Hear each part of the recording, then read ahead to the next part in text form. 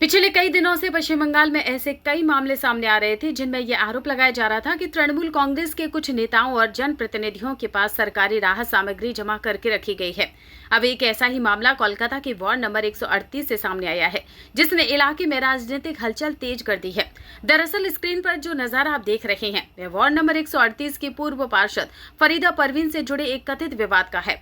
स्थानीय लोगों का आरोप है कि बड़ी मात्रा में सरकारी सामान एक स्थान पर जमा करके रखा गया था, जिसे जरूरतमंद लोगों तक पहुंचाया जाना चाहिए था।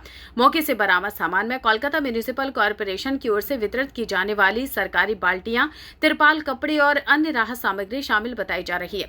स्थानीय लोगों का कहना है कि यह सामान आम जनता, विशेष रूप से जरूरतमंद परिवारों के बीच बांटने के लिए दिया गया था, लेकिन इसे लंबे समय तक लोगों तक नहीं पहुंचाया गया। आरोप है कि यह राहत सामग्री समय पर वितरित करने की बजाय एक निजी स्थान पर रखी गई थी। जैसे इस बात की जानकारी इलाके के लोगों को मिली, बड़ी संख्या में स्थानीय निवासी मौके पर पहुंचे और पूरे मामले का खुलासा किया। इस दौरान पुलिस भी मौके पर मौजूद रही। स्थानीय लोगों का कहना है कि यदि यह सामग्री समय रहते जरूरतमंदों तक पहुंचा दी जाती तो कई परिवारों को इसका लाभ मिल सकता था।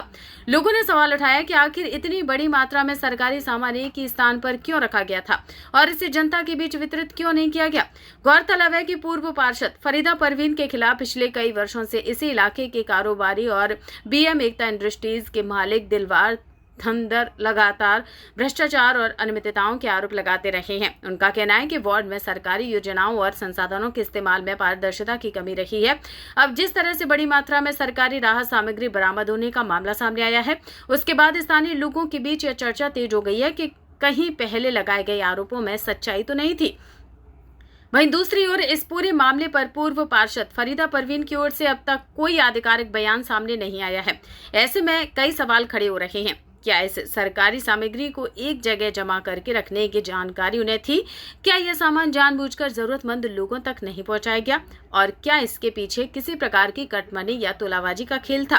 इन सभी सवालों के जवाब फिलहाल जांच के बाद ही सामने आ सकेंगे। हालांकि इन आरोपों की आधिकारिक पुष्टि अभी तक किसी जांच एजेंसी द्वारा नहीं की गई है और मामले की सत्यता जांच के बाद ही स्पष्ट होगी। लेकिन जो तस्वीरें और दृश्य सामने आए हैं, उन्होंने प्रशासनिक व्यवस्था और सरकारी राहत सामग्री के वितरण को लेकर गंभीर सवाल खड़े कर दिए हैं। अब देखना यह होगा कि पुलिस और प्रशासन इस पूरे मामले को कितनी गंभीरता से लेते हैं और यदि जांच में किसी तरह की अनियमितता या भ्रष्टाचार सामने आता है तो जिम्मेदार लोगों के खिलाफ क्या कार्रवाई होती है।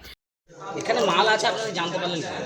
এখানে মাল আছে আমরা জানতে পারলাম এই এলাকায় যারা এই ফ্ল্যাটে থাকে পুনর্বাসনে যাদের এখানে রাখা হয়েছে তাদের মধ্যে কিছু বাচ্চাদের এনারা থ্রেট করে যে এই ওদিকে যাবি না, তখন ওরা বাড়িতে গিয়ে ওদের ফ্যামিলিকে সবাইকে জানায় যে আমাদের ওখানে যেতে মানা করছে, আমরা তো এখানে সবসময় খেলাধুলা করি ছোটোবেলা থেকে। তখন ওদের বাড়ির লোক এসে দেখে যে এই জানলার ফাঁক দিয়ে একটা কাঁচ ভাঙা ছিল, যেখানে মাল ভর্তি, ভুরি ভুরি বালতি ভর্তি আছে, ব্লিচিং পাউডার, তিরপোল সব এগুলো ভর্তি আছে। তো এরা আমাদের খবর দেয় যে দেখুন এইসব মাল এখানে জমা করে রেখে দিয়েছে। আর আমাদের কাছে এটা খবর ছিল যে মালটা অন্য জায়গায় ছিল। আমরা থানায় কমপ্লেন দিতে ওরা রাতারাত্রে পুলিশকে ফাঁকি দিয়ে ওরা মালটা সরিয়ে নেয়। এরা হচ্ছে একদম প্রফেশনাল চোর। পুলিশকে ফাঁকি দিচ্ছে মানে বুঝতে পারছেন যে কত বড় স্কিল্ড চোর এরা, একদম কোথাও থেকে ট্রেনিং নেওয়া চোর। আর এখানে এই যে মালগুলো রেখে দিয়েছে গরিব মানুষকে দেয়নি। একবার আপনারা এই মিঠেতলার এই রাস্তাটা ঘুরে দেখবেন, ওয়ার্ড নাম্বার 138-এ যে রাস্তাগুলোকে কীরকম নোংরা করে রেখেছে, সাফাই করে না। এটা ইন্ডাস্ট্রিয়াল এলাকা, আমাদের এখানে কাস্টমাররা আসবে, এসব দেখে কাস্টমাররা নোংরা জায়গায় আসবে।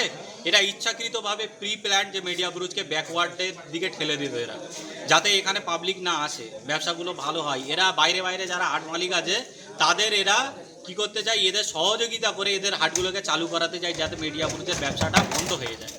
যেখানে বাইরে হাট হচ্ছে সেখানে যাতে কাস্টমার যায়, তারা ইচ্ছাকৃতভাবে নোংরা করে রাখছে। এগুলো সব প্রি প্ল্যান। আপনার নাম? আমার নাম ইমদাদুল হক মন্ডল।